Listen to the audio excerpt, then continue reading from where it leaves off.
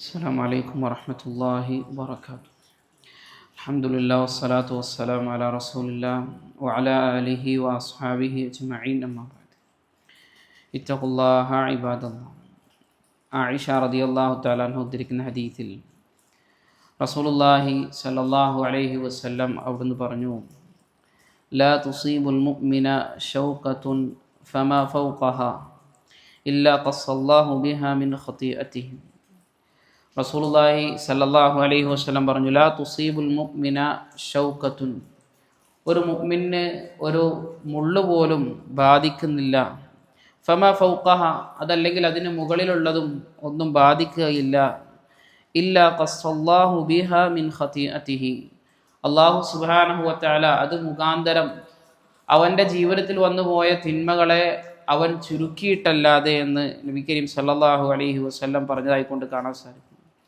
മറ്റൊരു ഹദീസിൽ, ഇമാം തിർമിദി ഉദ്ധരിക്കുന്ന ഹദീസിൽ റസൂലുള്ളാഹി സ്വല്ലല്ലാഹു അലൈഹി വസല്ലം പറഞ്ഞു, ലാ യുസീബുൽ മുഅ്മിന ഷൗഖത്തുൻ ഫമാ ഫൗഖഹ, ഒരു മുള്ളാവട്ടെ അതിൻ്റെ മുകളിലുള്ളതാവട്ടെ ഒരു മുഅ്മിനെ ബാധിക്കുകയില്ല.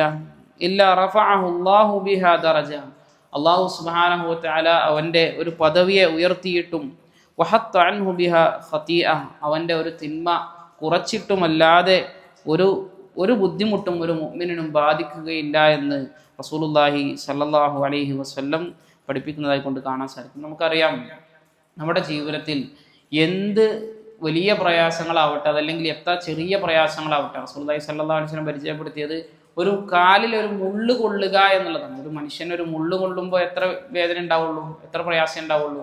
ഏതാനും ചില സെക്കൻഡുകൾ മാത്രം നീണ്ടു നിൽക്കുന്ന ചില പ്രയാസങ്ങളെ ഉണ്ടാവുള്ളൂ.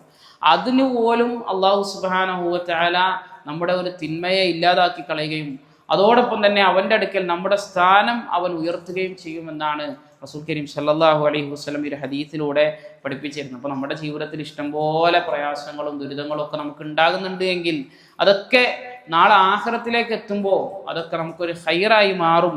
അതിലൊന്നും പ്രയാസപ്പെടേണ്ടതില്ല. അതുപോലെ തന്നെ അള്ളാഹു തൃപ്തികരമല്ലാത്ത വാചകങ്ങൾ നമ്മൾ പറയേണ്ടതില്ല എന്നാണ് നബി കരീം സല്ലല്ലാഹു അലൈഹി വസല്ലം ഈ ഹദീസിലൂടെ നമുക്ക് പഠിപ്പിച്ചിരുന്നത്. നമുക്കറിയാം, ചില ആളുകൾക്കൊക്കെ എന്ത് ചെയ്യും, ഒരുപാട് അമൽ സാലിഹാത്തുകൾ ചെയ്യാനുള്ള തൗഫീഖ് ഉണ്ടാവും. നന്നായിട്ട് നിസ്കരിക്കാൻ, അതുപോലെ തന്നെ നോമ്പെടുക്കാൻ, അതുപോലെ തന്നെ സ്വതക്ക കൊടുക്കാൻ, ഈ രൂപത്തിൽ നല്ല കർമ്മങ്ങൾ ചെയ്യാൻ നല്ല തൗഫീഖുള്ള ആളുകളുണ്ടാവും. ചില ആളുകൾക്ക് ഒരുപാട് കർമ്മങ്ങളൊന്നും ചെയ്യാൻ സാധിക്കില്ല, പക്ഷേ അവർക്ക് നന്നായി ക്ഷമിക്കാൻ കഴിയും. ചില പരീക്ഷണങ്ങൾ വരുമ്പോൾ അവർക്ക് അള്ളാഹുവിന് കോപം ഉണ്ടാക്കുന്ന വാചകങ്ങൾ പറയാതെ അള്ളാഹുവിനെ തൃപ്തിപ്പെടുത്തുന്ന മാത്രം വാചകങ്ങൾ പറഞ്ഞുകൊണ്ട് ജീവിക്കാൻ കഴിയും.